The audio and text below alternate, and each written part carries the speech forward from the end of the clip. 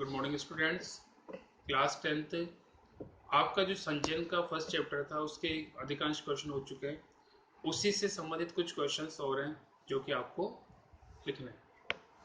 First question है आज का, हरिहर काका का चरित्र चित्रण कहानी के आधार पर लिखिए। आंसर है, हरिहर काका के चरित्र की निम्नलिखित विशेषताएं हैं। फर्स्ट नंबर, धार्मिक प्रवृत्ति। हरिहर काका धार्मिक विचारों वाले थे। वे खेती के बाद बचा हुआ समय गांव की ठाकुर बाड़ी में बिताते थे। वहां वे भजन कीर्तन में ध्यान लगाते थे। Next number 2, संस्कारशील। हरिहर काका संस्कारशील व्यक्ति थे। दो नौ पत्नियों की मृत्यु हो जाने पर लोगों ने उन्हें तीसरी शादी करने की सलाह दी, परंतु उन्होंने अपनी बढ़ती उम्र और धार्मिक संस्कारों के कारण तीसरी शादी करने से इनकार कर दिया। थर्ड नंबर, सहनशील। हरिहर काका सहनशील व्यक्ति थे। उनको अपने परिवार में उचित स्थान और सम्मान नहीं मिलता था, परंतु वे अपने परिवार की बेरुखी अपना समझकर सहन कर लेते थे। फोर्थ, ममतालु। हरिहर काका का स्वभाव दूसरों पर प्यार लुटाने वाला था। उन्होंने लेखक को बचपन में एक पिता की तरह दुलार दिया था।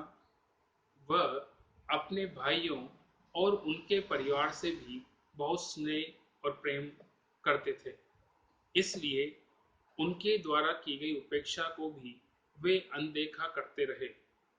नेक्स्ट फिफ्थ, जागरूक प्रवृत्ति। हरिहर काका अनपढ़ व्यक्ति थे, परंतु अपने अधिकारों के प्रति सचेत थे। जब उनके भाई और उनके परिवार वालों ने उन्हें उचित सम्मान देना बंद हो गया या बंद कर दिया, तब उन्होंने अपने खेतों पर अपना अधिकार जमाना शुरू कर दिया। यहाँ पे जैसा कि हम जानते हैं कि परिवार वाले उन पर दबाव बनाते और उनको अपने नाम लिखाने की बात वो बार बार करते।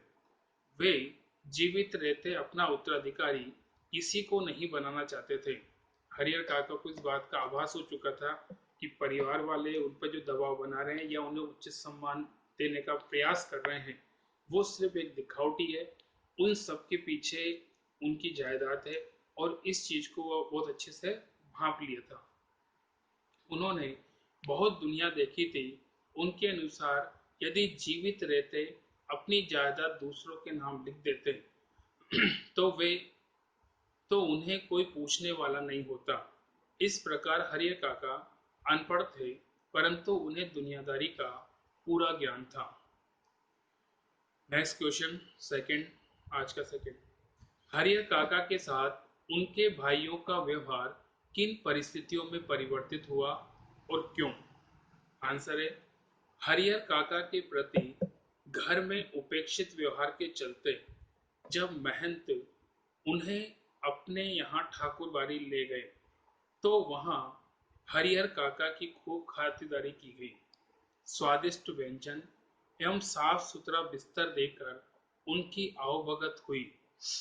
तब उनके भाइयों ने भी प्रतिस्पर्धा में आकर हरिहर काका की ओर विशेष ध्यान देना आरंभ कर दिया। उन्हें खूब आदर दिया। उस समय उनके मन में काका की जमीन हड़पने की भूमिका बनाई जा रही थी। जब उन्होंने हरिहर काका को अपने हिस्से की जमीन भाइयों के नाम लिख देने को कहा तो काका ने साफ इनकार कर दिया। ठाकुर बाड़ी के महंत ने जब यह स्थिति देखी तो हरिहर काका को जबरन उठा लिया। क्रूर ढंग से उनके अंगूठे के निशान सादे कागजों पर लिए गए। अब भाई बड़ी मुश्किल से उन्हें वापस ला पाए और यहाँ आकर उनके लिए सुरक्षा के विशेष प्रबंध किए, किंतु हरिहर काका ने अपनी जमीन उनके नाम भी नहीं की।